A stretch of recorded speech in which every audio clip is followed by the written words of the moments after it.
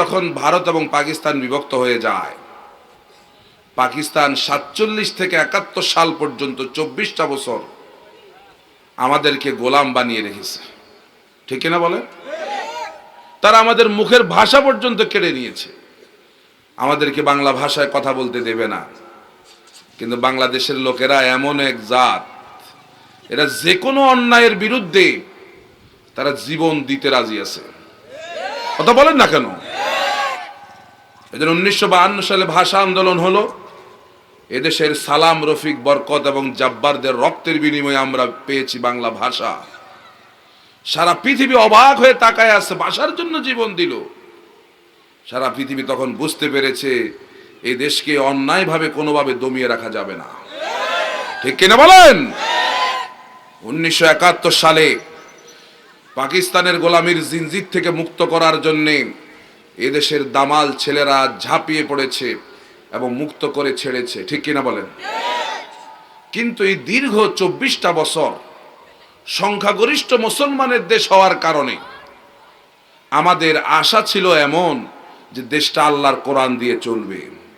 কিন্তু একটা সেকেন্ডের জন্য আল্লাহর কোরআন দিয়ে দেশ চলে? অন্যায়ের বিরুদ্ধে যুদ্ধ হলো 1971 সালে। দেশ আবার স্বাধীনতা পেল লাল সবুজের পতাকা। আমরা একটি স্বাধীন ভূখণ্ড পেলাম, স্বাধীন মানচিত্র পেলাম। কিন্তু ওই সময় আমাদের ভাইরা বুঝে নাই, যদিও কিছু কিছু ভাইরা বুঝছে, এদেরকে নানান তকমা লাগায়া, কথা বলেন না, জাতির কাছে অপমান করে ছাড়ছে। ঠিক কিনা বলেন? আমরা বাঘের মুখ থেকে এসে আমরা সিংহের মুখে এসে পড়ছি। 24 বছর পাকিস্তান আমাদেরকে শাসন এবং শোষণ করেছে, গোলাম বানিয়ে রেখেছে। আর সে 1971 থেকে 2024 সালের আগস্ট মাস 5 তারিখ পর্যন্ত এই 54টা বছর ভারত অদৃশ্যভাবে আমাদেরকে গোলাম বানিয়ে ফেলেছে। ঠিক কিনা বলেন?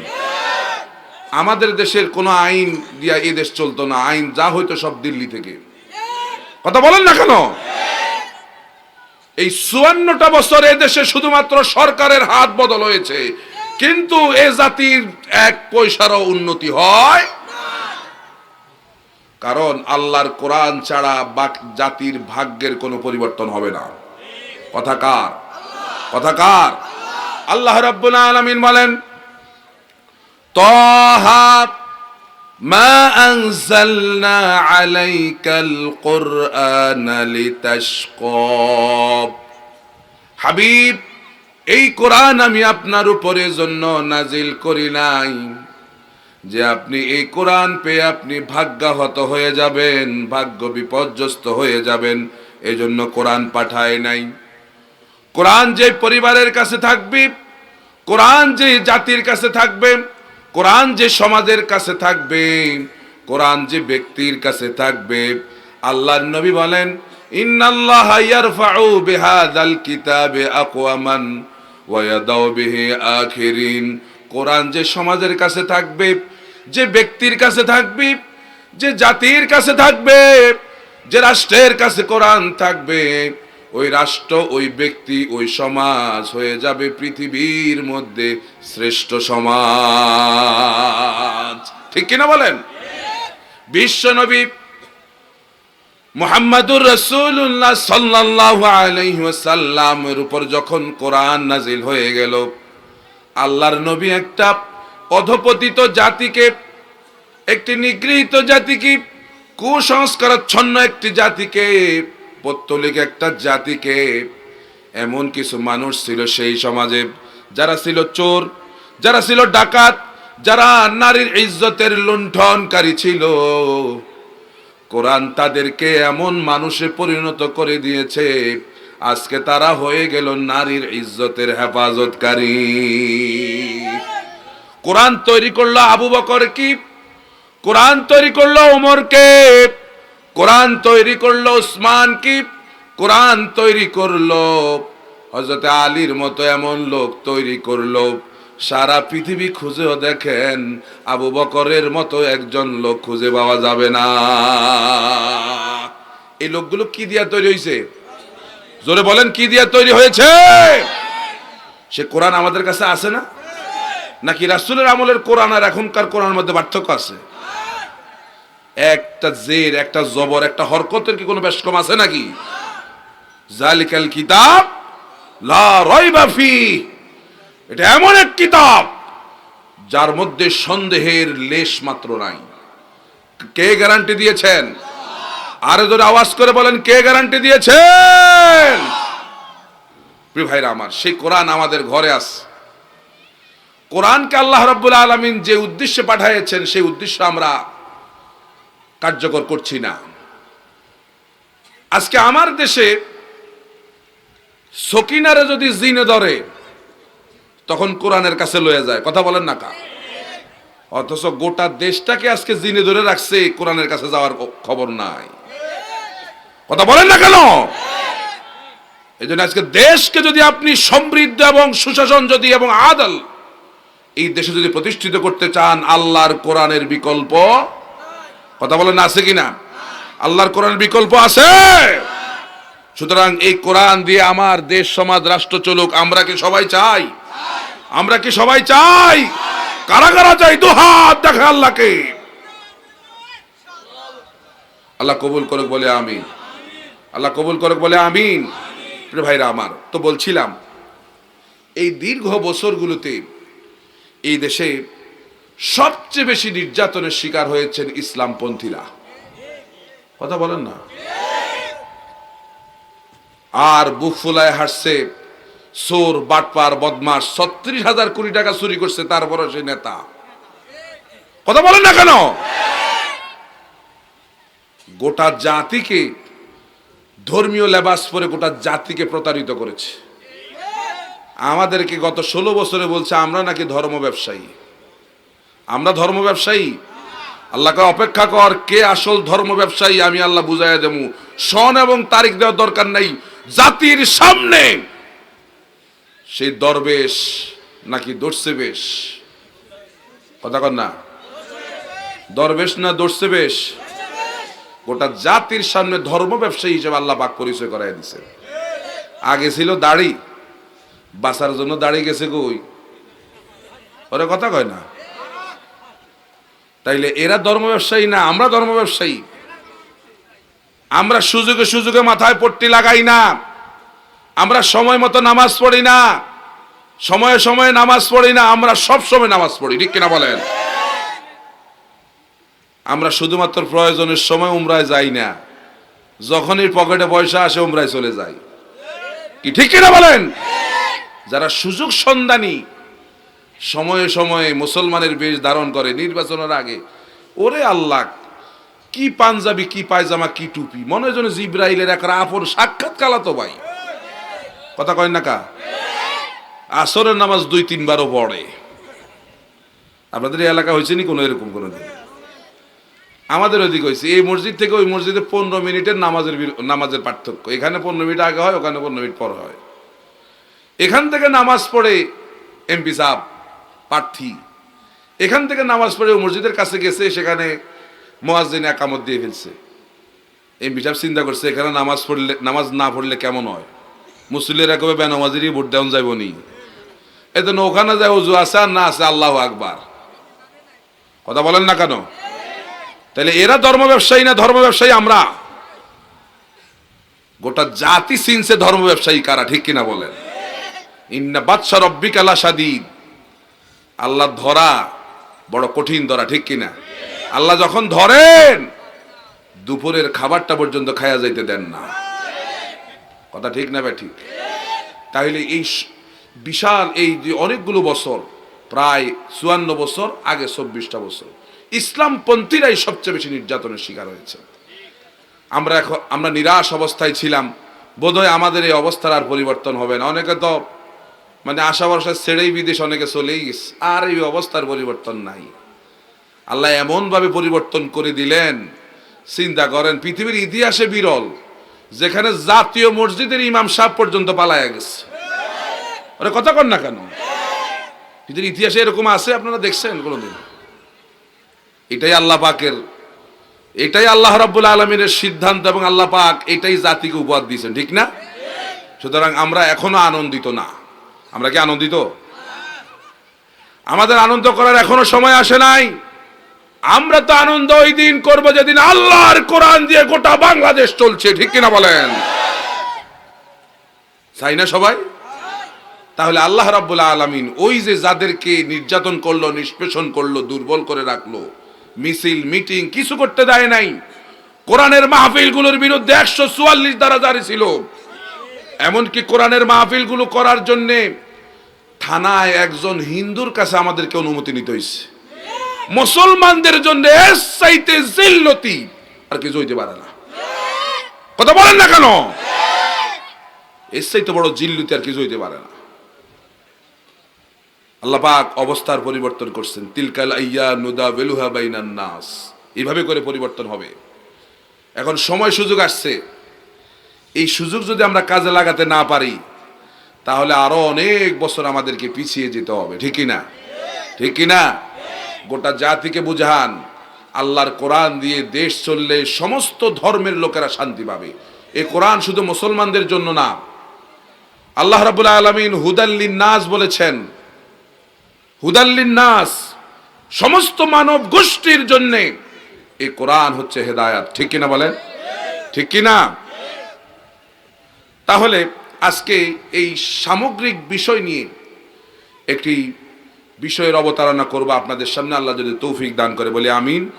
যেহেতু তাফসীরুল কোরআন মাহফিল, আমরা আজকে সূরাতুল কাসাস থেকে কথা শুনবো, আল্লাহ যেন তৌফিক দান করে বলে আমিন। তো শুরুতে চলে যাবেন কে কে, একটু হাত ওঠান তো দেখি। ও আপনারা চলে যাবেন? ও বুঝেন নাই, ফেনীর মানুষ তো এরকম না। আমাদের তো হুশ থাকার কথা। ওই যে ফেনী কলেজে টিয়ালই চলতো ন, কথা কম না কামরা, কি বলেন? এগুলো চলবো নি? চলবো না। ফেনীর মানুষ খুব সচেতন। আল্লাহ রাব্বুল আলামিন তাদেরকে পরীক্ষাও করছেন না, কত বিরাট বন্যা দিয়া। আমিও এসেছি আপনাদের এই এলাকায়, ফরহাদনগর কোন জায়গায় জানি, এখান দিয়া আমি এসেছি। আমাদের আসসালাম একটা ফাউন্ডেশন ছিল, ও ফাউন্ডেশনের পক্ষ থেকে আপনাদের জন্য কিছু হাদিয়া নিয়ে এসেছিলাম। যাই হোক, আমরা একদিন এসেছি, বিভিন্ন জায়গা থেকে এসছে। আমাদের লক্ষ্মীপুরেও বন্যা ছিল তখন। তো যাই হোক, আল্লাহ রাব্বুল আলামিন আমাদের কাজগুলোকে কবুল এবং মঞ্জুর করে নেন বলে আমিন। আল্লাহ পাক এই ফেনী জেলাকে, এই অঞ্চলকে ভারতের চক্ষুশূল থেকে আল্লাহ পাক এই অঞ্চলকে হেফাজত করে নেন বলে আমিন, বলে আমিন। তাইলে আমরা শয়তানের ওয়াসওয়াসা থেকে আল্লাহর কাছে পানাহ চেয়ে সবাই শুরু করি, সকলে পড়ি। আউযু বিল্লাহি মিনাশ শাইতানির রাজিম। বিসমিল্লাহির রাহমানির রাহিম।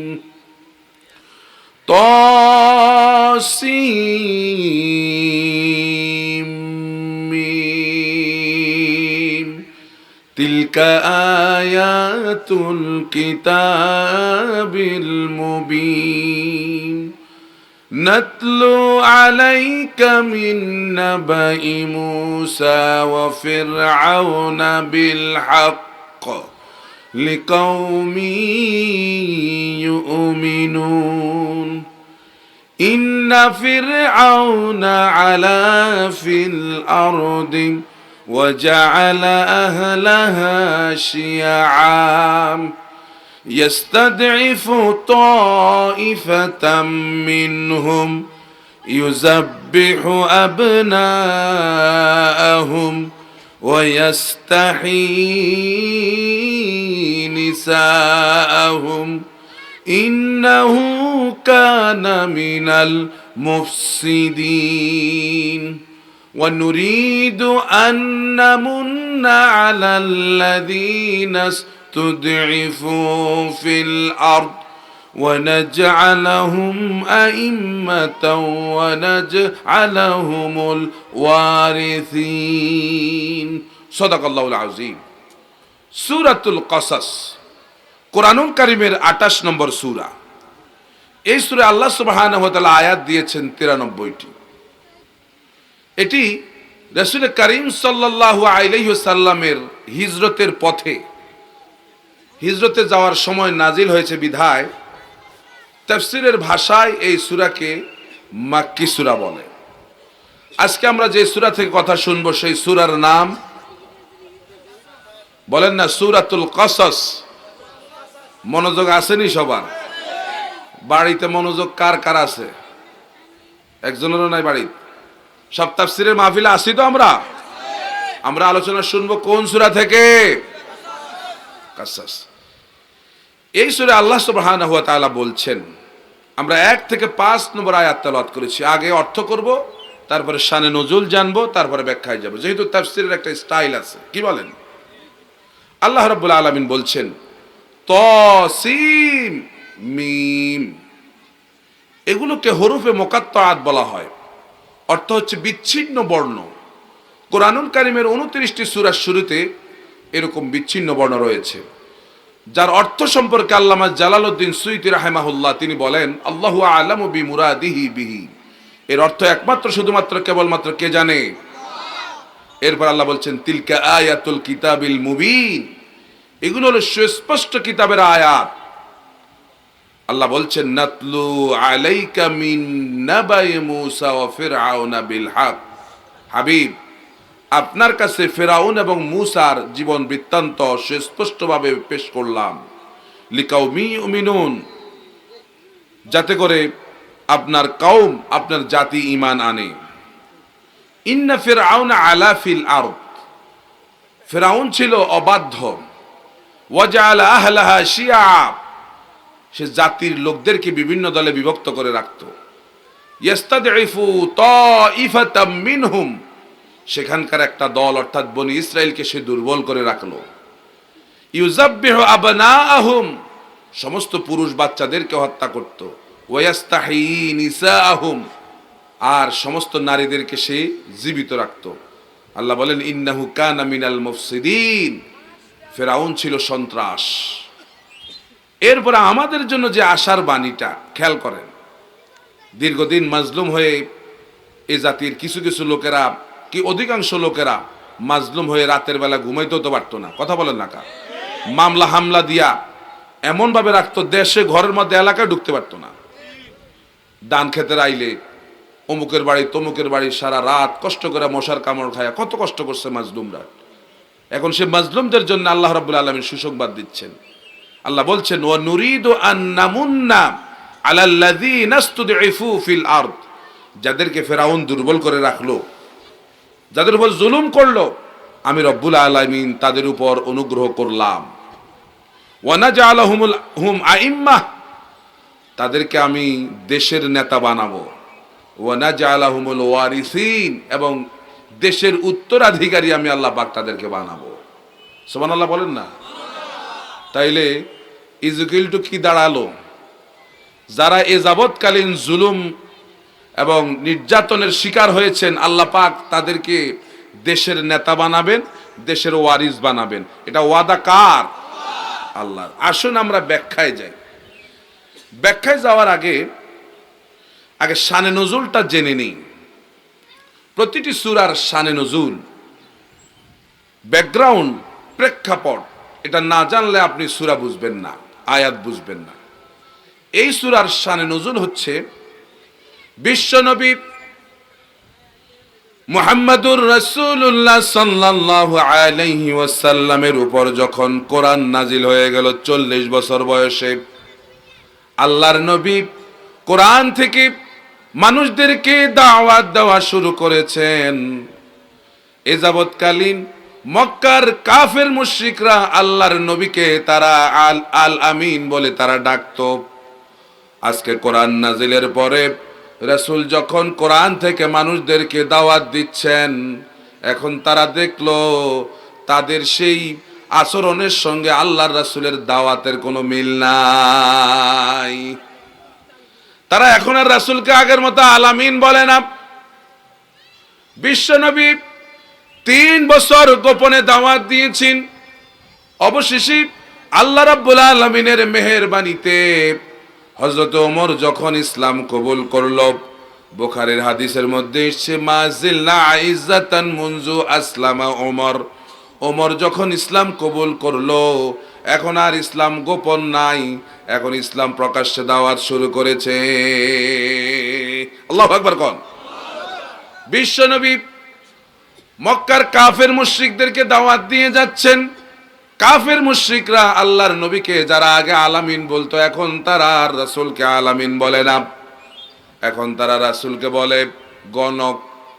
রাসূলকে তারা কবি বলল, রাসূলকে তারা জাদুঘর বলল, রাসূলকে তারা মিথ্যাবাদী বলল, এমনকি রাসূলকে তারা পাগল পর্যন্ত বলেছে। এত কিছুর পরেও রাসূলের মিশন ভীষণ যখন তারা থামায়া দিতে পারলো না, অবশেষে তারা রাসূলের চাচা আবু তালিবের কাছে চলে গেছে। আবু তালিবের কাছে গিয়া বলে, আবু তালিব, তোমার ভাতিজাগুলো কি বলে, তাকে বলো এই কথাগুলো বন্ধ করে দিতে। বিনিময়ে সে যদি চায় মক্কার প্রেসিডেন্ট যদি হতে চায়, আমরা তাকে মক্কার প্রেসিডেন্ট বানায়া দেব। যদি টাকা পয়সা চায়, যা কিছু চায় ব্ল্যাঙ্ক চেক দিয়ে দেওয়া হবে, যত টাকা লাগে তাকে দিয়ে দেব। যদি মক্কার সবচেয়ে সুন্দরী মেয়েটাকে যদি বিবাহ করতে চায়, তার সঙ্গে বিবাহের ব্যবস্থা করে দেব। এই তিনটা প্রস্তাব আপনারা, এগুলো ছোটখাটো প্রস্তাব না, বিরাট। এই তিনটা প্রস্তাব সব যুগের জন্য সেরা প্রস্তাব, ঠিক কিনা? এক নম্বর প্রস্তাব কি? যদি প্রেসিডেন্ট হতে চায় বানায় দেব, টাকা পয়সা যা চাই দেব। যদি সুন্দরী নারী চায় ওইটাও। এখন বলেন, আমাদেরকে যদি এই প্রস্তাব দিত কি করতেন? মেনে নিতেন নি? চুপ করে দিস। হ্যাঁ কি না? 500 টাকা দিলে যেখানে আমরা ইমান বেচে দেই সেখানে প্রস্তাবের কথা কথা কন না কা। নির্বাচনের আগে 500 টাকা দিলে ইমান বেচে এমন ইমানদার আছে? কারা কারা আছেন হাত উঠান। ওই একজন উঠায় না। হুজুর যাই কোন, আমগত একটা শরম তো আছে, কিন্তু নির্বাচনের আগে 500 টাকা দিলে যে যারা ইমান বেচে দেয়, এই ইমান নিয়ে ভারতের বিরুদ্ধে আমরা যুদ্ধ করবো? কথা বলেন, এই ইমান ইমান হওয়া লাগবে সাহাবীদের মতো, ঠিক কিনা? ঠিক কিনা? আল্লাহ রাসূল যখন ঘরে আসলেন, চাচা আবু তালিব রাসূলকে বলে, ভাতিজা এই কথাগুলো কেন বলো? এই কথাগুলো আর বইল না, বিনিময়ে তারা আমার কাছে তোমার জন্য এই এই প্রস্তাবগুলো দিয়েছে। রাসূল বলল, চাচাজি শুনুন, এই জিনিসগুলো তো তারা দিতে পারবে, যেগুলো দিতে পারবে না, ওই যে আকাশের চাঁদটা যদি তারা আমার বাম হাতে এনে দেয়, আকাশের সূর্যটা যদি তারা আমার ডান হাতে এনে দেয়, এত কিছুর বিনিময়েও আমি এই পথ থেকে এক চুল পরিমাণও সরে যাব না। আজকে এখান থেকে আমাদেরকে শিক্ষা গ্রহণ করা লাগবে। যতদিন দুনিয়ায় বাঁচি, ইমানের এই পথ থেকে এক চুল পরিমাণে কেউ আমাদেরকে সরায়া দিতে রাজি আছি? সবাই সবাই রাজি আছে? আল্লাহ কবুল করে বলে আমি। বিশ্ব নবীকে তারা যখন এভাবে থামিয়ে দিতে পারলো না, অবশেষে তারা চিন্তা করলো সোজা আঙ্গুলে এবার বেঁকা করা লাগবে। সোজা আঙ্গুলে যেহেতু ঘি উঠে না, এই জন্য সোজা আঙ্গুলটা বাঁকা করা লাগবে। তারা চূড়ান্ত সিদ্ধান্ত নিল আল্লাহর নবীকে তারা হত্যা করে ফেলবে। দারুন নদওয়ার বৈঠকে চূড়ান্ত সিদ্ধান্ত হয়ে গেল, আজকে রাতে বিশ্ব নবীকে তারা হত্যা করে ফেলবে। তারা সিদ্ধান্ত মোতাবেক রাতের বেলায় রাসূলের ঘরের চারপাশে তারা দাঁড়ায় গেছে, একজনের হাত একজনে ধরে। আল্লাহ রাব্বুল আলামিন হাবিবকে জানায় দিলেন, বিশ্ব নবী, ওগো আল্লাহর নবী, আপনি শুনুন, আর এক মুহূর্ত দেরি না, আজকে রাতে আপনি হিজরত করে আপনি মদিনায় চলে যান। রাসূল যখন হিজরতের নির্দেশনা পেলেন, রাসূল তার খেজুরের পাতার ভেড়ার ফাঁক দিয়া দেখেন কাফেররা রাসূলের ঘরের চারপাশে তারা দাঁড়ায় গেছে। আল্লাহ রাব্বুল আলামিন বললেন, হাবিব, এক মুষ্টি বালি নেন, এই এক মুষ্টি বালি নেন, আর এগুলোর মধ্যে দোয়া পড়ে আপনি ছেড়ে দেন। আর এই বালিগুলি কাফেরদের চোখে মুখে নিয়ে দেওয়ার দায়িত্ব আমি আল্লাহর। ওয়া মা রামাইতা ইয রামাইতা ওয়ালাকিন্নাল্লাহা রামাম। কাফেরদের চোখে মুখে যখন বালিগুলি যখন চোখে মুখে ঢুকলো, কাফেররা যখন চোখ ডলতেছিল, আল্লাহর নবী এই ফাঁকি দিয়ে আল্লাহর নবী বের হয়ে গেলেন। যাই বন্ধু আবু বকরের বাড়ি গিয়ে বলেন, আবু বকর। সঙ্গে সঙ্গে ভিতর থেকে আওয়াজ আসলো, লাব্বাইক ও সাদাইক। আল্লাহ রাসূল বলেন, আবু বকর তুমি কি ঘুমাও নাই? আবু বকর বলল, ইয়া রাসূলুল্লাহ, আপনার কি মনে নাই আজ থেকে 6 মাস আগে আপনি আমারে ইঙ্গিত দিয়েছেন হিজরত হবে। ওই যে 6 মাস আগ থেকে আমি বিছানায় একদিনের জন্য পিঠ লাগায় আমি ঘুমাই নাই। রাসূল বলেন, আবু বকর আর দেরি না, এক্ষুনি চলো, আমাদেরকে মদিনার দিকে চলে যেতে হবে। রাসূল বুদ্ধি খাটালেন, এই রাতের বেলায় বের না হয়ে আল্লাহর নবী মদিনার মক্কার উল্টো দিকে গারে সাওরের মধ্যে গিয়ে রাসূল 1 দিন 2 দিন না 3 দিন পর্যন্ত থাকলেন। অবশেষে যখন পরিবেশ শান্ত হয়ে গেল, এবার বিশ্ব নবী মদিনার দিকে রওনা হয়ে গেলেন। আর বারবার রাসূল মক্কার দিকে তাকায়, আর রাসূল বলতেছে, ও মক্কা, তোর জালিম সন্তানেরা আমাকে তোর বুকে থাকতে দিল না। আমাকে যদি তারা মক্কা থেকে বের করে না দিত, তাহলে তো আমি এই মক্কা থেকে আমি বের হতাম না। রাসূলের চোখ দিয়ে দর দর করে পানি পড়ছে। এমন সময় রব্বুল আলামিন জিবরাইল আমিনকে পাঠায়া দিলেন সূরাতুল কাসাস নিয়ে। জিবরাইল আমিনকে আল্লাহ পাক পাঠায়া দিলেন আর রাসূলকে সান্ত্বনা দিলেন, ইন্নাল্লাযী ফারাদা আলাইকাল কুরআনা লারাদ্দুকা ইলা মাআদ। হাবিব, যে রব্বুল আলামিন আপনার উপর কোরআনকে বিধান হিসাবে নাজিল করেছেন, ওই রব্বুল আলামিন আপনাকে আবার আপনার মাতৃভূমি মক্কাতে আবার ফিরাইয়া নেবেন। সুবহানাল্লাহ। ঠিক সেই জোহবা নামক জায়গায় সূরাতুল কসস আল্লাহ পাক নাজিল করে দিলেন। এই সূরায় কয়েকজন নবীর জীবন বৃত্তান্ত রয়েছে। রাসূলকে জানায় দিলেন, হাবিব, আপনি যেই পথে আছেন এই পথটা সহজ পথ না, এটা হলো কণ্টকাকীর্ণ পথ, কুসুমাস্তীর্ণ নয়। যে পথ নবীদের পথ, এটা হচ্ছে শাহাদাতের পথ, ঠিক কি না? সুতরাং আপনার আগে যারা এসছে এই পৃথিবীতে, তাদেরকেও সমকালীন যুগের লোকেরা এরকম নির্যাতন নিষ্পেষণ তারা করেছে। রাসূলকে এই সূরা নাজিলের মাধ্যমে রাসূলকে শান্ত করলেন। প্রিয় ভাইরা আমার, তাহলে এই হচ্ছে এই সূরার শানে নজুল। আমরা ব্যাখ্যায় যাই। আল্লাহ পাক বলছেন, হাবিব, আপনার কাছে ফেরাউন এবং মূসার কাহিনী আমি যথার্থভাবে আপনার কাছে পেশ করলাম। সেই কাহিনী কি? ফেরাউন ছিল স্বৈর শাসক। কি শাসক ছিল? 1 বছর 2 বছর না, 350 বছর ফেরাউন ক্ষমতায় ছিল। কত বছর? এমনি বেশি দিন থাকলে তো অহংকার বাড়ে না কমে? আর গদির থেকে আর নামতে চায় না, তখন তার জোর করে নামানো লাগে নাকি? কথা বলেন না? ফেরাউন 350 বছর থাকার কারণে তার অহংকার গেছে বেড়ে। সেই তার এই শাসন ব্যবস্থা চালাইতো। সমস্ত স্বৈর শাসকদের শাসন ব্যবস্থা গদি চালানোর কয়েকটা রূপরেখা আছে। দেখেন, ফেরাউনের রূপরেখা হচ্ছে 1 নম্বরে আল্লাহ বলেন, ইন্না ফিরআউনা আলা ফিল আরদ। ফেরাউন জমিনে অবাধ্য হলো, কাউরে মানে না। সে বলে, আনা রব্বুকুমুল আলা, আমি হলাম বড় রব, আমার চাইতে আর বড় কে আছে? নাউজুবিল্লাহ কন্না। 2 নম্বরে সে বলল, ওয়াজআলা আহলাহা শিয়া। সে জমিনের অধিবাসীদেরকে বিভিন্ন দলে বিভক্ত করে রাখত। দেশের মানুষে এক হইতে দিত না, কারণ এক হইলে কি হয়? গদিয়া থাকে। ফেনীবাসী কথা বলেন না কেন? গদিয়া থাকে। এই জন্য ফেরাউন কাউরে এক হইতে দিত না। এমনকি হুজুরদের মধ্যে সে বিভিন্ন ফাটি করে রাখছে।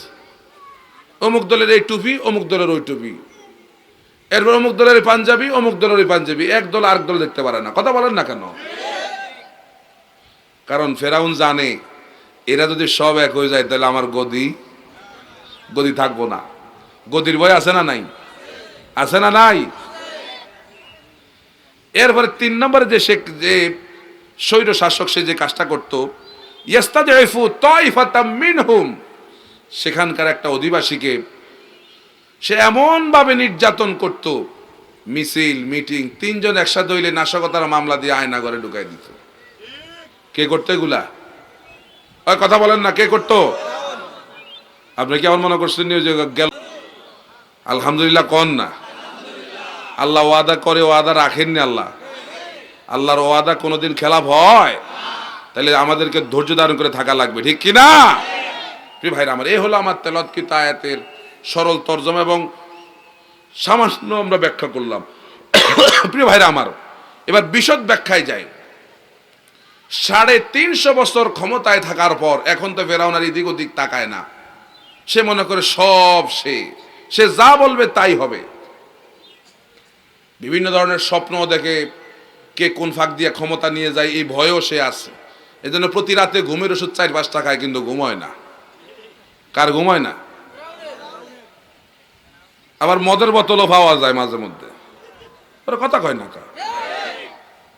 কিন্তু গোটা জাতিরে বলল, সকালবেলা উঠে আমি যেটা সবার আগে চাই ওটা হলো মুসল্লি জায়নামাজ আর তসবিহ। ওই যে মায়ের দিনে এই দেশের ছাত্র সমাজ যায়, ওখানে গিয়ে একটা তসবিহ একটা জায়নামাজও খুঁজে পায় নাই। পাইছে কি? ওরা কথা কর না কা? কারণ এরা সারা রাত এগুলা খায়া টালমাটাল হয়ে থাকতো, অনেক কিছু ভুলে থাকার চেষ্টা করতো। সকালে উঠলে আবার সেই মনে হয়ে যেত, ঠিক কিনা? একদিন রাতের বেলায় ফেরাউন স্বপ্নে দেখতেছে। কে স্বপ্নে দেখতেছে? দেশের মধ্যে ছাত্র সমাজ খেপছে। কে স্বপ্ন দেখলো? কে স্বপ্ন দেখে? ফেরাউন স্বপ্নে দেখলো বাইতুল মুকাদ্দাস থেকে একটা আগুন এসে ফেরাউনের রাজপ্রাসাদ জ্বালিয়ে দিচ্ছে। আর ফেরাউন যে বংশের কিপ্তি বংশ, ওই কিপ্তি বংশের বাড়িঘর যা আছে সব জ্বালায় দিচ্ছে। কিন্তু অভিবাসী বনি ইসরায়েলদের কারো বাড়িঘর জ্বালায় না। এটা দেখে যখন তার ঘুম ভেঙে গেছে, সকালবেলা সেই চিন্তা করলো, কি স্বপ্ন দেখলাম, না জানি কোন বিপদ আসে। এরা তো সব সময় এই ধরনের চিন্তা ভাবনা করে, কোন ফাঁকে দিয়ে কে ক্ষমতা নিয়ে যায় এই টেনশনে থাকে। কথা বলেন না কেন? সকালবেলায় জ্যোতিষীদেরকে ডাকছে, ডাকে বলতেছে, কি স্বপ্ন দেখলাম, স্বপ্নের ব্যাখ্যা করো। জ্যোতিষীরা কয়, যাব না, অদূর ভবিষ্যতে এমন এক ছেলে বনি ইসরায়েল থেকে আসতেছে। কাদের থেকে? ওই যাদেরকে মারছে এদের থেকে এমন এক ছেলে আসতেছে যে আপনার ক্ষমতা নিয়ে যাবে। এখন ফেরাউনের আগে যা একটু একটু ঘুমটুম হইতো, এখন আর হইব? এখন পুরো ঘুমের কোয়ালে মারছে কি ফিসা, এখন তার ঘুমটুম। এখন ফেরাউন সর্বশক্তি দিয়া এই ছেলেকে পৃথিবীতে আসতে দেবে না, সিদ্ধান্ত ফাইনাল। কিন্তু আল্লাহ যদি চায় এই ছেলে পৃথিবীতে আসবে, ক্ষমতায় বসবে, ফেরাউনের বাবারও ক্ষমতা নাই ধরে রাখা। কথা ঠিক কিনা বলেন? সুতরাং এই জাতি মনে রাখুন, যারাই ইসলামের বিরুদ্ধে আজ যারা ষড়যন্ত্র করছে, আল্লাহ যদি চায় দেশ আল্লাহর কোরআন দিয়ে চলুক, তোমাদের বাবারও ক্ষমতা নাই ধরে রাখা। কথা ঠিক কিনা বলেন? আমাদের কাজ হইল চেষ্টা করে যাওয়া। আমাদের কাজ কি? চেষ্টা করে যাওয়া। ফল দিবেন কে? ফল দিবেন কে? ফেরাউন সিদ্ধান্ত নিল এই সন্তানকে পৃথিবীতে আসতে দেবে না। এজন্য সে বনি ইসরায়েলদের জন্য একদল নার্স রেডি করলো, যে নার্স গিয়ে তাদের মহিলাদের পেট তারা চেক করবে। পেটের মধ্যে যদি বাচ্চা থাকে তারা খোঁজ খবর রাখবে।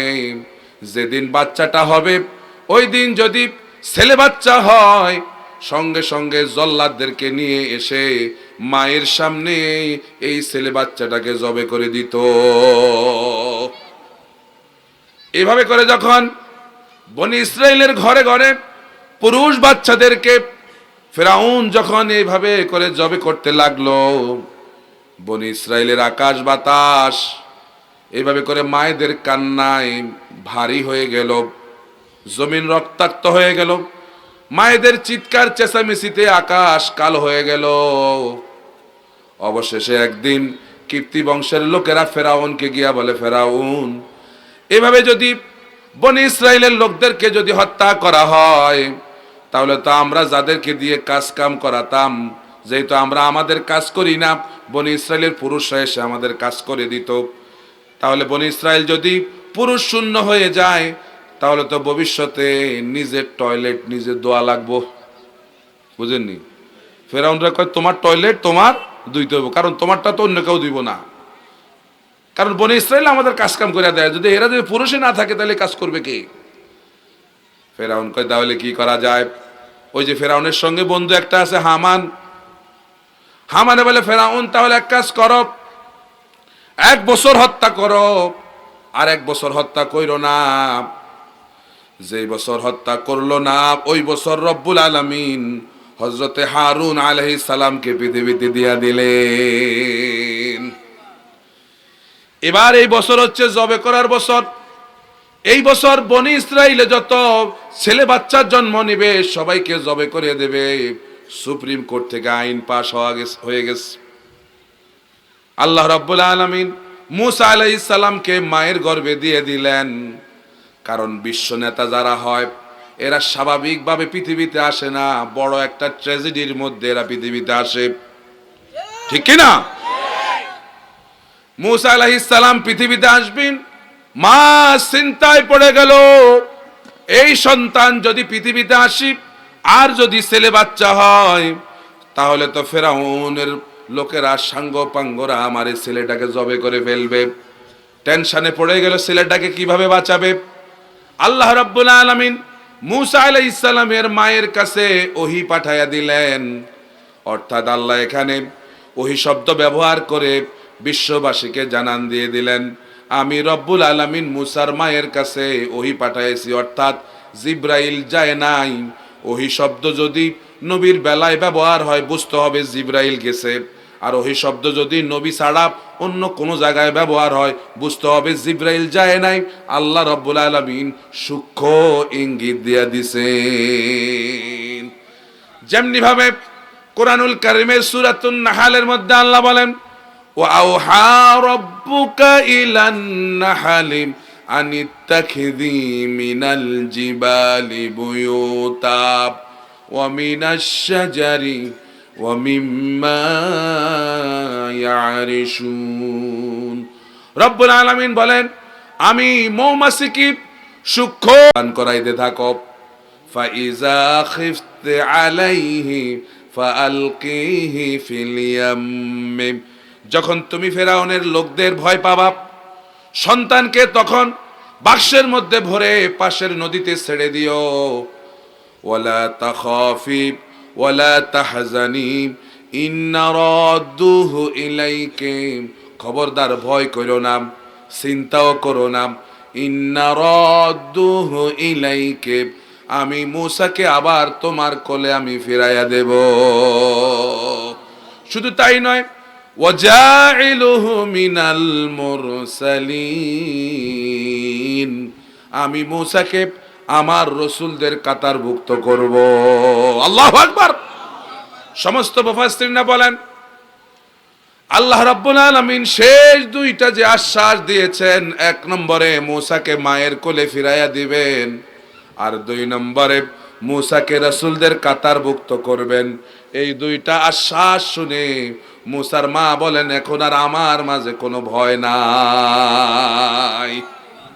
মূসা আলাইহিস সালাম পৃথিবীতে আসলো, মা প্রতিদিন সকালবেলায় দুধ পান করে করায়ে মূসাকে বাক্সার মধ্যে ভরে পাশে নদীতে ছেড়ে দিতেন, রশি বেঁধে রাখতেন ঘাটের সঙ্গে। এইভাবে করে কয়েকদিন যাওয়ার পরে হঠাৎ একদিন ফেরাউনের লোকেরা দ্রুত চলে এসছে, মা তড়িগড়ি করে বাক্সা নদীতে ছেড়ে দিয়ে রশি বাঁধতে মনে নেই। এবারে বাক্সা নদীর ঢেউয়ের তালে তালে চলে গেছে ফেরাউনের ঘাটে। কোথায় গেছে? যেখানে বাঘের ভয় সেখানে কি হয়? রাইত হয়। ফেরাউনের স্ত্রী হযরত আসিয়া বিকাল বেলায় নদীর বাতাস খাচ্ছেন ঘাটে বসে বসে, হঠাৎ করে বাক্সটা দেখে কর্মচারীকে বললেন এই বাক্সটা কিসের, উঠাও। বাক্স যখন উঠালো দেখা গেল বাক্সের মধ্যে ফুটফুটে একটা ছেলে বাচ্চা। আল্লাহু আকবার কোন। হযরত আসিয়া এবং কর্মচারীরা চিৎকার চেঁচামেচি করতেছে, এমন সময় ফেরাউন আসছে। ফেরাউন বলে দেখি দেখি কি, এটার মধ্যে যখন ছেলে বাচ্চা দেখছে, ওর তো মাথার মধ্যে আগের ওইটা আছে না নাই? সে কয় হ্যাঁ এটাই হবে হয়তো সেই ছেলে, যে ছেলে আমার ক্ষমতা নিয়ে যাবে। জল্লাদ কোথায়, নিয়ে আসো, এরা এখনই যাবে করো। এখন আসিয়া করে রাখো, সব জায়গায় তোমার নেতাগিরি চলে না। কে কয়? আসিয়া।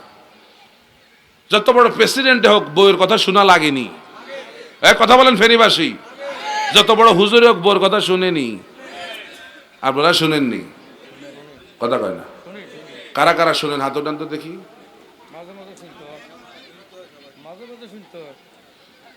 অনেক আবিয়াতিও মানে হাত উঠাকো আমরা, তোমরা আবার কার বউর কথা শুনো তোমরা? না না খবরদার, ভাবির কথা শোনা যাইতো না, গার্লফ্রেন্ডের কথা শোনা যাইব না। কি কন যাইব? সেখানে কইতে হবে ইন্নী আখাফুল্লাহ, আমি কারে ভয় করি? আল্লাহকে ভয় করি, সেখানে কথা বলতে হবে। এখন হযরত আসিয়া বলতেছে দেখেন, وقالت امرأة فرعون قرة عين لي ولك لا تقتله عسى أن ينفعنا أو نتخذه ولدا وهم لا يشعرون। হযরত আসিয়া বলল, ফেরাউন শোনো, এই সন্তানটা তোমার এবং আমার চক্ষু শীতলকারী সন্তান হবে। লা তাকতুলহু, তাকে হত্যা করা যাবে না। আসা আইয়ান ফানা, আশা করা যায় এই ছেলে আমাদের কোনো উপকারে আসবে। আও নাত্তাখিযাহু ওয়ালাদা, অথবা আমরা তাকে আমাদের সন্তান হিসেবে গ্রহণ করব, যেহেতু আমাদের কোনো ছেলে মেয়ে নাই। আল্লাহ বলেন ওহুম লা ইয়াশউরুন, এরা একজনও জানে না ভবিষ্যতে তোর তো করে খাইতে আসতেছে। কথা কয় না? তোদের ক্ষমতা সিনায় নিতে আসছে, আল্লাহ তোর ঘরের মধ্যে নিয়ে গেছে এখন। কারণ কি দেখেন, ভবিষ্যৎ প্রেসিডেন্ট মুসা আলাইহিস সালাম সাধারণ কুড়ে ঘরে বড় হবে, এটা আল্লাহ চান নাই। আল্লাহ ফেরাউন চেয়েছিল মুসাকে হত্যা করবে, আল্লাহ কয় রাখ, তোর ঘরের মধ্যে আমি মুসারে বড় করব। আল্লাহু আকবার কন না। তাইলে আমি আপনি যাই ভাবি না কেন, আমাদেরটা হয় না। আনতা তুরিদ ওয়া আনা উরিদ ওয়াল্লাহি ফাআলুল লিমা ইউরিদ, ঠিক কি না? আপনারা চান একটা, আমি চাই একটা, হবে ওইটা যেটা চাই কে? আল্লাহ, ঠিক কি না? আল্লাহ যা চাই তাই হবে। এখন হযরত আসিয়া যখন বলছে যে তারা আর হত্যা করা যাবে না, এখন ফেরাউনের আর বাবার ক্ষমতা আসেনি। কারণ ঘরের ম্যাডাম যখন কইছে, ম্যাডামের কথা শোনা লাগে না? আর নাইলে বাইরের মধ্যে মানে কি বলেন, দেশ চালায় আইসা ঘরের মধ্যে যদি শান্তি না থাকে, এই দেশ কি আর চালান যায়? আমাদের শান্তির জায়গা কোথায় বলেন? যারা বিবাহিত তারা বলেন, আবিয়াতিরা বললেন না, আপনারা শান্তি টান্তি বুঝেন না। আমাদের শান্তির জায়গা কোথায়? আল্লাহ বলেন লিতাসকুনু ইলাইহা, এদেরকে তোমাদের জন্য দিছি শান্তি, এরা হচ্ছে তোমাদের শান্তির জায়গা। এখানে গেলে শান্তি পাওয়া যায়। একবার যদি ঘরে আগুন লাগে, আগুন মানে ওই আগুন না, স্বামী স্ত্রীর ঝগড়া যদি একবার লাগে, তাহলে ব্যবসা বাণিজ্য কোথাও তার কোনো শান্তি। কথা বলেন না কেন? এজন্য ঘর ঠিক, সব ঠিক, ঠিক কি না? এবার হযরত আসিয়া সন্তানকে দুধ পান করাবে, ধাত্রীদেরকে খবর দিল। ধাত্রীদের বিশাল লাইন, সবাই এসে মুসা আলাইহিস সালামকে দুধ পান করাইতে চায়। কিন্তু আল্লাহ যে মুসার মাকে ওয়াদা দিছে সন্তানকে তার বুকে আবার ফিরাইয়া দিবে। যদি এই দাত্রীদের দুধ পান যদি করে মুসা আলাইহিস সালাম, তাহলে তো সন্তানকে মায়ের কোলে কিভাবে ফিরাইয়া দেবে? আল্লাহ বলেন ওয়াহাররামনা আলাইহিল মারাদিআ মিন ক্বাবলু, ইতিপূর্বে আমি রব্বুল আলামিন সমস্ত মুসার জন্য সমস্ত দাত্রীদের দুধ আমি আল্লাহ হারাম করে দিলাম। এখন মুসা আলাইহিস সালাম কোন দাত্রীর দুধের বোটার মধ্যে মুখ লাগায় না। আসিয়া টেনশনে পড়ে গেল, আরে কি করবে, এই ছেলেটাকে বাঁচাবে কি করে? ফেনীবাসীর লোকেরা হুজুর তখন কি ডানো আসিল না? কথা ডানো হইলে না বাসন টাসন চাইতো, কি বলেন? তখন কি ডানো আসিল না? এখন এই সন্তানকে কেমনে বাঁচাবে? আসিয়া টেনশনে পড়ে গেছে। আসিয়ার ঘরে আগের থেকে মুসা আলাইহিস সালামের বোন আগে থেকে সেখানে কর্মচারিণী ছিল। আল্লাহ বলেন, ফাকালাত হাল আদুল্লুকুম আলা আহলি বাইতিন ইয়াকফুলুনাহু লাকুম ওয়া হুম লাহু নাসিহুন। এবার ওই কর্মচারিণী মুসার বোন আসিয়াকে গিয়া বলল, শুনুন ম্যাডাম, আমার কাছে এমন একজন মহিলার সন্ধান আছে, আমার মনে হয় ওই মহিলাটি যদি এই ছেলেটিকে দুধ পান করাইতে চায়, তার দুধ পান করতে পারে হয়তো। বলে তাহলে ঠিক আছে, নিয়ে আসো। বোনে এক দৌড় মারছে বাড়িতে। মা চিৎকার চেঁচামেচি করে কান্নাকাটি করতেছে সন্তানের জন্যে। মেয়ে যায় বলতেছে, মা আর কেঁদো না, আল্লাহ রব্বুল আলামিন তোমার দোয়া মঞ্জুর করে ফেলেছে। এক্ষুনি আমার সঙ্গে চলো রাজপ্রাসাদে, তোমার ছেলে মূসা এখন রাজপ্রাসাদে আছে, আর মূসাকে দুধ পান করানোর জন্য রানী তোমার কথাই বলেছে। সুবহানাল্লাহ কোন। তবে আমি যে তোমার মেয়ে, মূসা যে তোমার ছেলে, গুনাহ করে যেন রাজপ্রাসাদের কেউ যেন না জানে। মা গেল, যায়া মূসাকে কোলে নিয়ে যখন দুধ পান করাই দিছে, সঙ্গে সঙ্গে মূসা আলাইহিস সালাম দুধ পান করলো। আল্লাহু আকবার বলেন। এবার রানী হযরত আসিয়া এসে মূসার মাকে জড়ায় ধরছে, বললো যে কি দেওয়া যায় তোমারে? কি নিবা? বিরাট একটা চড়া মূল্য মূসার মায়ের জন্য নির্ধারণ করে দেওয়া হলো। এখন দেখেন, প্রতি মাসে মাসে মূসার মা পয়সা পাচ্ছে, আর বিনিময়ে ছেলেকে তো নিজের বুকেই রাখতেছে। তো এইগুলো আল্লাহ পারেননি? পারে। মূসা আলাইহিস সালাম এবার রাজপ্রাসাদে বড় হচ্ছে, কারণ প্রেসিডেন্ট হবেন মূসা আলাইহিস সালাম, কেমনে দেশ চালাবেন? রাজপ্রাসাদে থাকলেই না ভালো মন্দ সবকিছু বুঝবেন। কি বলেন? গরিবের ঘরে থাকলে কি খাবেন, কি বুঝবেন, এগুলো বোঝা যাবে? এই জন্য আল্লাহ রাব্বুল আলামিন মূসা আলাইহিস সালামকে রাজপ্রাসাদে রাখলেন। আল্লাহ বলেন, ওয়ালাম্মা বালাগা আশুদ্দাহু ওয়াস্তাওয়া আতাইনাহু হুকমান ওয়া ইলমা। মূসা আলাইহিস সালাম যখন যৌবনে পদার্পণ করলেন, আমি রব্বুল আলামিন তাকে ইলম এবং প্রজ্ঞা আমি তাকে দান করলাম। এখন মূসা ভালো মন্দ সবকিছু বুঝে, ভালো মন্দ সবকিছু বুঝে। তিনি দেখতে পেলেন রাজপ্রাসাদে প্রতিদিন চলছে জুলুম আর জুলুম। বনি ইসরায়েলদেরকে ধরে এনে এনে, মাজলুমদেরকে ধরে এনে এনে সবার সামনে জবাই করে দিত। বিনা অপরাধে পুরুষদেরকে ধরে এনে ফাঁসিতে লটকায় রাখতো। বিনা অপরাধে বনি ইসরায়েলের বাচ্চাদেরকে ধরে এনে এনে আপনার গরম তেলের মধ্যে ছেড়ে দিত। বিনা অপরাধে পুরুষদেরকে ধরে এনে এনে আয়না ঘরে ঢুকাইতো। কথা কয় না কা? কোন ঘরে? আয়না ঘরে। ওই যে আপনারা সিরিয়ার দিকে দেখছেন, সিরিয়ায় 26টা বছর একটা লোকের এরকম আয়না ঘরে। আমাদের বাংলাদেশের কি আয়না ঘর, ওইটা আরো বড় ভয়ঙ্কর ছিল। চিন্তা করেন, শাসক ছিল কে? বাশার আল আসাদ, মুসলমান নামদারি মুনাফিক। ঠিক কিনা বলেন? ঠিক কিনা? এরা জালেম। আপনার মিশরেও এখন একটা আছে বদমাশ। হ্যাঁ, সারা মুসলিম বিশ্বগুলো তাকায় দেখেন, 57টা মুসলিম দেশ। এই 57টা মুসলিম দেশ যদি এক হইতো, তাহলে আমেরিকা আমাদের দিকে চোখ রাঙায় কথা বলতে পারতো না। এই ননির পুতুলগুলোকে, এই বাশার আল আসাদ আর আমাদেরটা এরকম, এগুলোকে তারা হাত করে মুসলিম দেশের উপর তারা আজকে নির্যাতন চালাচ্ছে। আজকে চেসনিয়া, বসনিয়া, আজকে সোমালিয়ার দিকে তাকায়া দেখেন কি করতে দোয়া করতেছেন, রব্বি ইন্নী লিমা আনজালতা ইলাইয়া মিন খায়রিন ফাকির।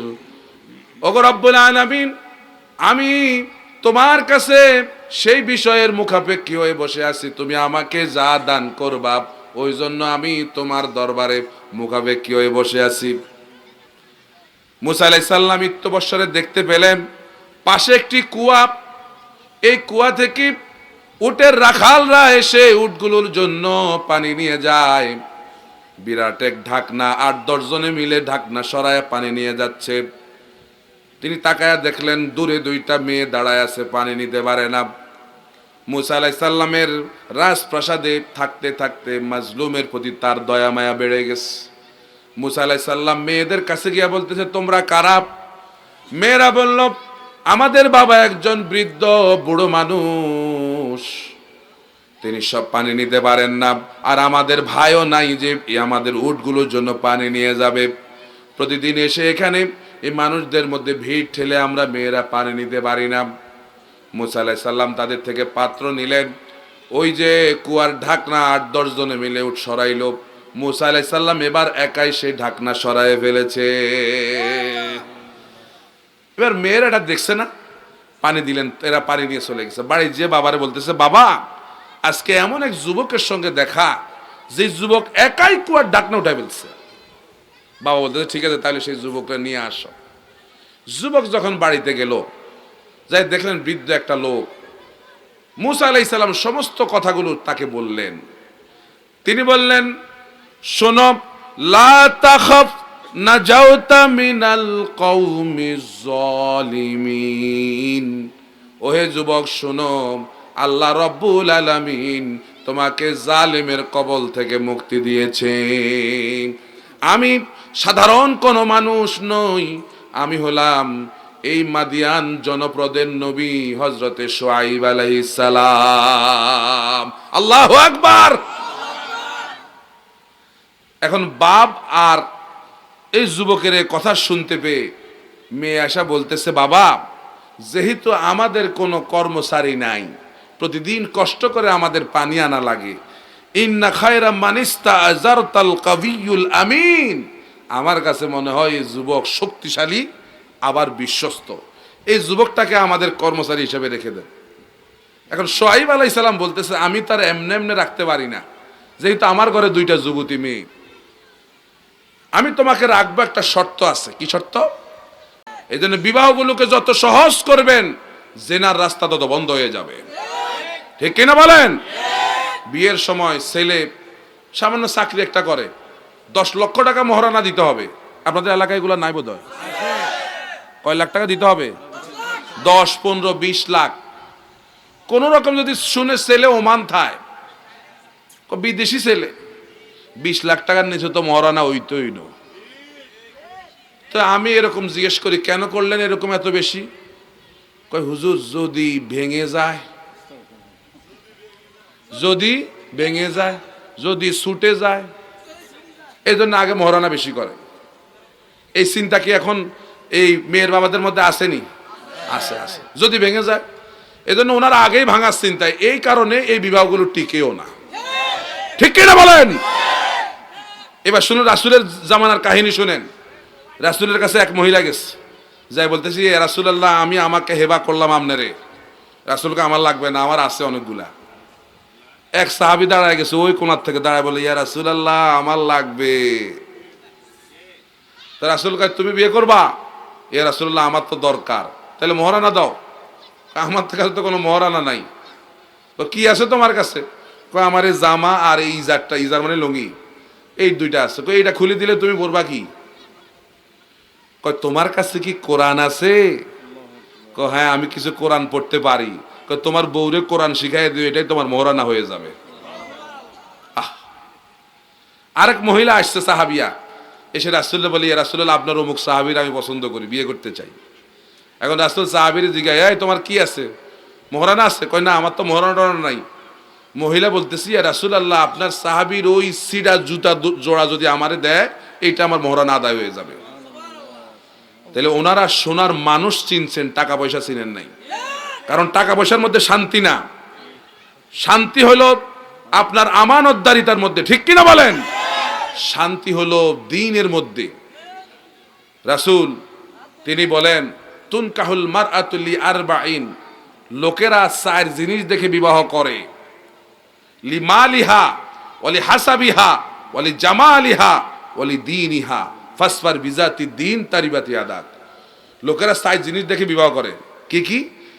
তার সম্পদ, তার সৌন্দর্য, তার বংশমর্যাদা, তার দীনদারিত্ব। তবে হ্যাঁ তোমরা দীনদারিত্বটাকে বেশি প্রাধান্য দিও, কারণ এইটাই তোমার সংসারটা টিকায় রাখবে। আর নাইলে আপনি আমেরিকাতে থাকেন, আপনি দুবাই থাকেন, আপনি ওমানে থাকেন, বউরে 20 ভরি স্বর্ণ দিয়া বিবাহ করে চলে গেছেন ওমানে, 1 বছর হয়ে গেছে, 2 বছর হয়ে গেছে, আয়সা দেখবেন বউ আর বাড়িতে নাই, বউ আরেকজনের বাড়িতে। আর কথা বলেন না কেন? যদি ওই মহিলার মধ্যে দিনদারিত্ব না থাকে, তখন সে আপনাকে তো স্বামী হিসাবে প্রথমে নিছে, পরে আরো অন্যান্য স্বামীরা আয়সা তাকে আবার নিয়ে যায়। এরকম পরকিয়া করেন না পুরুষ আমাদের এই দেশে আসেনি, আপনাদের এই ফেনীতে আসেনি, আজকের এই মাঠে আসেনি। কে কে কে হাত উঠান? আমি জানি কেউ হাত উঠাবেন না। আপনাদের একটা ভয়ঙ্কর কথা বলি। রাসূল যখন মেরাজে গেলেন, শুনুন, রাসূল যখন মেরাজে গেলেন, রাসূলকে তো জিবরাইল আমিন হাতে ধরে ধরে পুরা জান্নাত জাহান্নাম সব ঘুরে ঘুরে দেখাইছে। এক জায়গায় রাসূল যায় দেখেন কিছু পুরুষ এক পাশে ভালো ভালো খাবার দেওয়া আছে, আর এক পাশে ময়লা পচা বাসি খাবার দেওয়া। এই লোকগুলো এই ভালো খাবার রাইখা এই পচা বাসি খাবারগুলো খাচ্ছে, ময়লা খাবারগুলো খাইতেছে। রাসূল বললেন, জিবরাইল এই যুবক এরা কারা, এই পুরুষ এরা কারা? জিবরাইল বলল, ইয়া রাসূলুল্লাহ, এরা হলো দুনিয়ার ওই সমস্ত পুরুষ যারা দুনিয়ায় হালাল স্ত্রী থাকার পরেও অন্যের স্ত্রীর সঙ্গে রাত কাটায়। এরা হইলো এই সমস্ত পরকীয়াকারী এই সমস্ত পুরুষরা। এই জন্য ভাইরা, আল্লাহ রাব্বুল আলামিন এই গজব থেকে জাতিকে হেফাজত করে বলে আমিন। তো মূসা আলাইহিস সালাম 8 বছর সংসার করছেন। এই 8 বছরের সাংসারিক জীবনে তাদের 2টা সন্তান হয়েছে। আরেকটা সন্তান স্ত্রীর পেটে সম্ভবা, এমন অবস্থা। মূসা আলাইহিস সালাম সময় শেষ হয়ে গেছে, বলতেছেন এবার আমি আমার দেশের দিকে যাইতে হবে, যেহেতু আমার আর সময়ও শেষ, আর বাড়ির কথাও মনে পড়ে গেছে। শুআয়ব আলাইহিস সালাম মূসা আলাইহিস সালামের বিদায়ের সময় তিনি মূসা আলাইহিস সালামকে 100টা উট হাদিয়া দিয়েছেন। সুবহানাল্লাহ কয় না? তাইলে যৌতুক হারাম, কিন্তু হাদিয়া জায়েজ। কথা বুঝেননি? আর হাদিয়ার ব্যাপারে রাসূল বলেন, তাহা দাও তাহাব্বু, হাদিয়া দিলেই মহব্বত বাড়বে। সুবহানাল্লাহ বলেন। তাইলে মেয়ের বাবারা হাদিয়া দিবেননি জামাইরে, যা পারেন দিবেননি, তবে যে জামাই ছায়া নিবে ওইটা দিবেন না, ওটা যৌতুক হবে। ছায়া নিলে কি যৌতুক, আর না ছায়া নিলে দিলে ওটা কি হবে? এখন আবার ছাওয়ার স্টাইলও পাল্টাইছে। বেহায়া জামাই খুঁজে যে আমার শ্বশুরের লগে বন্ধুত্ব আছে কার, এটা খুঁজে বাইর করে, ওই সরাসরি শ্বশুরে কয় না, যাই আঙ্কেল আপনি তো এই যে কি বাজার জানি এটা আপনাদের এখানে, হ্যাঁ বাংলা বাজারে যাইবেন আপনি, আমার শ্বশুরের লগে তো দেখা হইব, তো কয়েন আর কি আপনার শ্বশুর, আমার শ্বশুরে যে আপনার জামাই তো ফেনী শহরে অমুক কোম্পানির চাকরি করে, একটা মোটর সাইকেল লইলে তার একটু আসা যাওয়া একটু কি হয়, সুবিধা হয়। এটা আমি যেন চাইছি এ কথা কইন, আপনি আপনার বাজে একটু বুঝাই কই। এখন স্টাইল পাল্টাইছি নি, কথা পাল্টাইছে নি, তো এটা কি হবে, যৌতুক হবে কি না? আল্লাহ এই যৌতুক থেকে গোটা জাতিকে হেফাজত করে বলে আমিন। মূসা আলাইহিস সালাম এবার 2 সন্তান আর সন্তান সমবায় স্ত্রীকে নিয়ে দেশের দিকে রওনা হয়েছে। প্রতিমধ্যে প্রসব ব্যথা শুরু হয়ে গেছে স্ত্রীর, আগুনের দরকার। তিনি তাকায়া দেখেন দূরে পাহাড়ের উপর আগুন দেখা যায়। মূসা আলাইহিস সালাম ছুটলেন আগুনের পিছনে।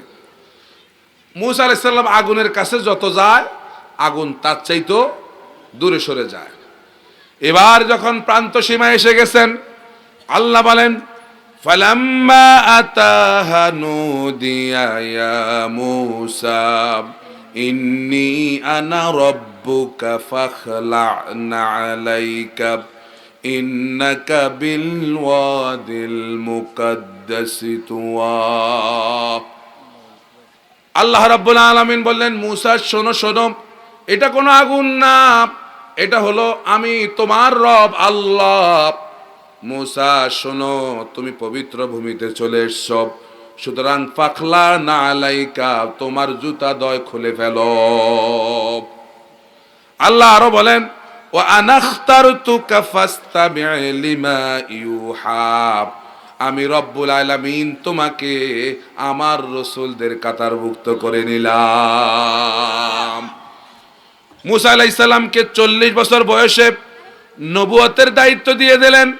নবুয়তের দায়িত্ব দিয়ে আল্লাহ রব্বুল আলামিন কোনো প্রজার কাছে পাঠান নাই, কোনো কৃষকের কাছে পাঠান নাই, কোনো রিক্সাওয়ালা, কুলি মজুর, ঠেলাওয়ালা, কোনো হাবিজাবি লোকের কাছে আল্লাহ তাকে পাঠান নাই। আল্লাহ জানেন দেশের মাথা যেখানে, মাথা যদি ঠিক হয় তাহলে দেশ ঠিক। এজন্য রব্বুল আলামিন বলেন, ইযহাব ইলা ফিরআউনা ইন্নাহু তাগা। ও মূসা যাও যাও ফেরাউনের কাছে যাও, কারণ ফেরাউন সীমা লঙ্ঘনকারী হয়েছে, তার কাছে আগে যাও, আগে ফেরাউনরে ঠিক করো, যদি ফেরাউন ঠিক হয় গোটা জাতি ঠিক। ঠিক কিনা বলেন? আর আমরা দাওয়াত নিয়ে যাই কার কাছে? মনে কষ্ট নিয়েন না, আমরা যাই সবচেয়ে দুর্বল এলাকার লোক, যেটা আমার এক কথার লগে যে হুজুর কইব, আমরা যাই দাওয়াত নিয়ে তার কাছে। অথচ আল্লাহ মূসা আলাইহিস সালামকে দাওয়াত নিয়ে সর্বপ্রথম কার কাছে পাঠাইছেন? এখান থেকে শিক্ষাটা কি? এখান থেকে শিক্ষা হলো আপনার এলাকায় মেম্বারকে, চেয়ারম্যানকে তার কাছে আগে দাওয়াত নিয়ে যাইতে হবে। ঠিক কি না? আর যদি এর উপরে পারেন এমপি, মন্ত্রী, প্রধানমন্ত্রী, যদি এদের কাছে আবার এদেরকে দাওয়াত নিয়ে যাবেন, এটা আল্লাহর নির্দেশ। ঠিক কি না? মূসা আলাইহিস সালাম যখন দাওয়াত নিয়ে গেলেন, মূসা আলাইহিস সালাম বলেন, ওয়াকালা মূসা ইয়া ফিরআউনু ইন্নী রাসূলুম মির রাব্বিল আলামিন। ফিরআউন, আমি আল্লাহর পক্ষ থেকে তোমার কাছে একজন রসুল হিসেবে প্রেরিত হয়েছি। আগের মূসা আর আমি না, আমি এখন কি? রসুল। সুতরাং তুমি আমার দাওয়াত গ্রহণ করো। এবার ফেরাউন বলতেছে, ইয়া আইয়ুহাল মালাউ মা আলিমতু লাকুম মিন ইলাহিন গায়রি। আমি তো জানি না আমি ছাড়া অন্য কোনো ইলাহ নাই। মূসা, তুমি আবার কোন ইলার দাওয়াত দাও? আমি তো জানি না আমি ছাড়া আবার অন্য কোনো ইলাহ আছে নাকি।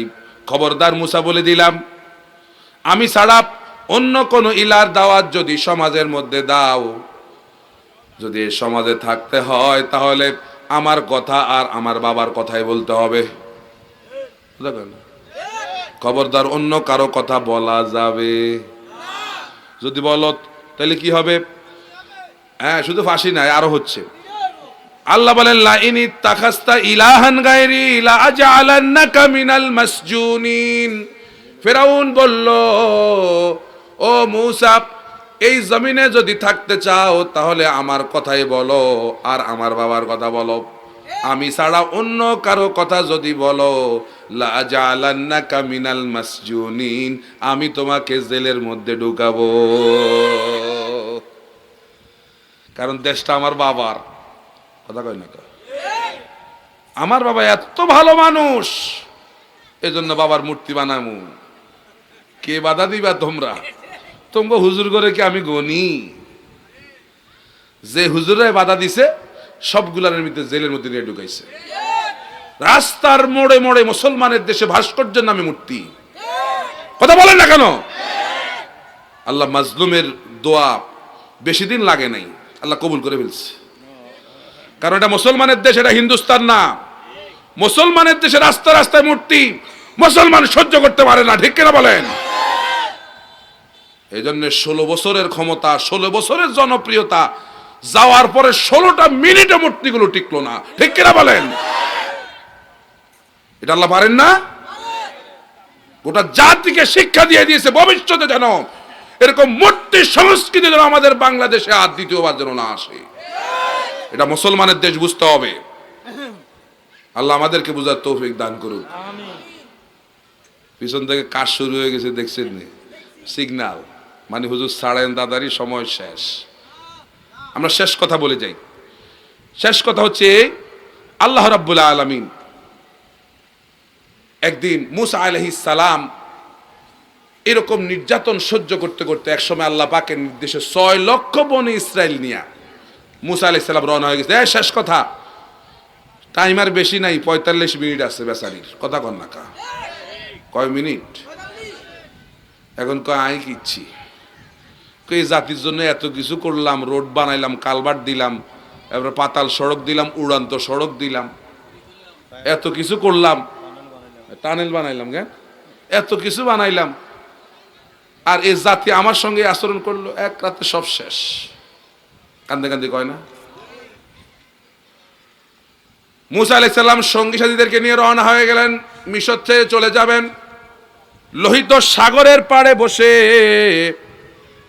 মুসা আলাইহিস সালাম লোহিত সাগরের পাড়ে বসে তার লোকদেরকে নিয়ে তিনি কথাবার্তা বলতেছিলেন। এমন সময় ফেরাউন খবর পেয়ে গেছে, গোটা গোষ্ঠী সুদ্ধা বলে দর হুজুর করে, কাগরে দর, হুজুর করে দর, যায় পিছনে 3 দিক থেকে একসাথে হয়ে গেছে। এখন মুসা আলাইহিস সালামের সঙ্গী সাথীরা যখন এদেরকে দেখলো, তারা বলতেছে ফালাম্মা তারা আল জামাআন ক্বালা আসহাবু মুসা ইন্না লামুদরাকুন। তারা বলল, ও মুসা, ওই দেখো 3 দিক থেকে ফেরাউন বাহিনী আসছে, আমরা তো ধরা খেয়ে গেলাম। এবার মুসা আলাইহিস সালাম বলছে, কাল্লা, কখনো নয়, ইন্না মাইয়া রব্বি সায়াহদিন। আল্লাহু আকবার। কর না, আমার রব আমাদের জন্য পথ করে দেবেন। এই বিশ্বাস আমাদের আল্লাহর প্রতি আছে না? হ্যাঁ মুসলমান, আছে কি না? কারণ যত বড় বিপদে হোক না কেন, পথ করে দিবেন কে? এই ভরসা যদি আল্লাহর উপরে রাখে, আল্লাহ যে মুহূর্তের মধ্যে ব্যবস্থা করে দেন, এই আয়াত তার প্রমাণ। আল্লাহ বলছেন ফাআওহাইনা ইলা মূসা আনিদ্রিব বিআসাকাল বাহর, সঙ্গে সঙ্গে মুসার কথার সঙ্গে সঙ্গে আমি জিবরাইলে পাঠাই দিছি, যাও মুসার কাছে গিয়া বলো তার হাতে যে লাঠি আছে, লাঠি দিয়ে সমুদ্রের মধ্যে যেন আঘাত করে। মুসা আলাইহিস সালাম যখন আঘাত করলেন, 12টা গোত্রের জন্য 12টা রাস্তা হয়ে গেছে। মুসা আলাইহিস সালাম সঙ্গী সাথীদেরকে নিয়ে রাস্তা পার হয়ে সমুদ্রের ওপারে যখন চলে গেলেন, এবার ফেরাউন আসছে। গোষ্ঠী শ্রদ্ধা যখন আসলো, সে দেখলো 12টা রাস্তা। আরে সর্বনাশ, কে বানাইলো? ওই মনে করছে ওর বাবাই বানাইছে। এই জন্য গোষ্ঠী শ্রদ্ধা নামছে ধর হুজুর করে ধর। মাঝখানে যখন গেল, আল্লাহ বলেন ইন্নামা আমরুহু ইদা আরাদা শাইআন আইয়াকুলা লাহু কুন ফায়াকুন। আল্লাহ কি কুন বললে আর ফায়াকুন বলা লাগে? কুন বলতে দেরি, ফায়াকুনের কাছে যাওয়া লাগে না। সঙ্গে সঙ্গে এখন আর আগের মতো আর রাস্তা নাই, সব পানি। জিবরাইলের এক থাপ্পড়ে ফেরাউনের কর্মী যা ছিল সব এক থাপ্পড়ে শেষ। অবশেষে জিবরাইল যায় ধরছে ফেরাউনের গেড়ির মধ্যে, ধরা খায়। এবার ফেরাউনে কয় আমানতু আন্নাহু লা ইলাহা ইল্লাল্লাযী আমানাত বিহি বানু ইসরাঈল ওয়া আনা মিনাল মুসলিমিন। ওই যে এখন মাথায় পট্টি লাগায়, কি লাগায়? ওই যে বিপদ শুরু হয়ে গেছে। এখন সে যখন দেখছে বাঁচার আর কোনো সুযোগ নাই, ছাত্র সমাজ আসতেছে, শাহবাগ মোড় পার হইছে, ওরা কথা কন না কা? আর বাঁচার উপায়? এবার গাঠটি গোটটা কোনটা কোন দিন রাখবো, তাড়াতাড়ি উঠে। ফেরাউন কয়, ওই জিবরাইল শোনো, আমান তো আমি ইমান আনছি, খবরদার আমারে কিন্তু সুপ টুপ দিও না। এবার জিবরাইল আবার সুবায়ে ধরছে, আবার মাথা উঠানোর পরে কান্নাহু লা ইলাহা ইল্লাল্লাযী আমানাত বিহি বানু ইসরাঈল। ও জিবরাইল, তুমি কি বুঝো না, ওই যে বনি ইসরাইলরা যে ইলার প্রতি ঈমান আনছে, আমিও। জিবরাইল, তুমি বুঝো না? আরো সহজ করে কই, ওয়া আনা মিনাল মুসলিমিন। এ জিবরাইল, আমি কিন্তু একজন মুসলমান, খবরদার সুপ দিও না। হ্যাঁ, এবার আল্লাহ আয়াত পাঠায় দিয়েছে, আল্লাহ এখন তোমার বুঝে আসছে, ওয়াকাদ আসাইতা ক্বাবলু ওয়া কুনতা মিনাল মুফসিদিন। কিসের তুই মুসলমান? তুই হলে সন্ত্রাস। তুই কি? জোরে বলেন, তুই কি? কারণ তোর হাতের মধ্যে হাজার হাজার বনি ইসরাইলের মুসলমানের রক্ত লেগে আছে। তোর হাতের মধ্যে শহীদ সাইদের রক্ত লেগে আছে। তোর হাতের মধ্যে শহীদ মুগ্ধর রক্ত লেগে আছে। তোর হাতের মধ্যে শহীদ ইয়ামিনের রক্ত লেগে আছে। তোর হাতের মধ্যে মীর কাসেম আলী ভাইয়ের রক্ত লেগে আছে। তোর হাতের মধ্যে আল্লামা দেলোয়ার হোসেন সাইদি অপারেশন ক্লিনিকের মাধ্যমে ইনজেকশন পুশ করে তাকে হত্যা করেছি, সেই রক্ত তোর হাতে লেগে আছে। কথা বলেন না কেন? কিসের তুই মুসলমান? তুই সন্ত্রাস। আরো জোরে বলেন, তুই কি? আল্লাহ এখন তোমার বুঝে আসছে। এখন তো কান্নাকাটি করে, কি দোষ করছি আমি, কি দোষ করছি? এ জাতি আমার লগে আচরণ করতে পারলো, মায়া কান্দা কেঁদে লাভ নাই। আল্লাহ বলেন ওলা তুখাতিবনি মিনাল্লাযিনা ফিল্লাযিনা যালামু। আল্লাহ বলেন খবরদার জালেমদের ব্যাপারে কোনো সুপারিশ করবা না। জালেমদের ব্যাপারে কোনো সুপারিশ, খবরদার কোনো সুপারিশ নেই জালেমদের জন্য। আপনারা মাঝে মধ্যে সুপারিশ করেন তো, বুঝলেন, আমগো এলাকারই তো, সুযোগ পাইলে আপনার 12টা বাজাইব। কথা বলেন না কেন? আপনি যে দয়া মায়া দেখান, এদের অন্তরের মধ্যে দয়া মায়া নাই, এদের অন্তরে দয়া মায়া নাই।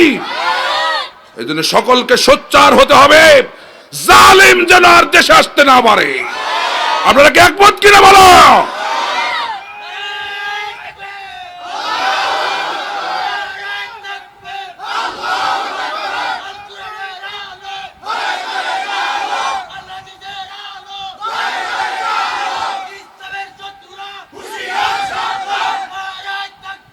আল্লাহ বুঝার তৌফিক দান করুন। শেষ কথা আল্লাহ বলেন ফালইয়াউমা নুনাজ্জিকা বিবাদানিকা লিতাকুনা লিমান খালফাকা আয়া। আমি তোরে মারবো ফেরাউন, কিন্তু তোর শরীরটা জিন্দা রাখবো, যাতে করে তোর পরে কেউ যদি ফেরাউন হতে চায় সেজন্য তোরে দেখে শিখে। কিন্তু কেউ যে অনেকে যে শিখবে না, এটা আল্লাহ এটা বলে দিচ্ছেন ওয়া ইন্না কাসীরাম মিনান নাসি আন আয়াতিনা লাগাফিলুন। যে অধিকাংশ এই ফেরাউনের স্বৈরাচারীদের বংশধর যারা আছে, এতিম বাচ্চা যারা আছে, এতিম সন্তান আছে না, জালেমে না গেছে, এতিম বাচ্চারা কি যাইতে পারছে নি? ওরে কথা কেন? এই এতিমরা মাঝে মধ্যে রাস্তার একটু লাফ টাপ দিব আর কি, এদিকে আপনারা ভয় পান নাকি?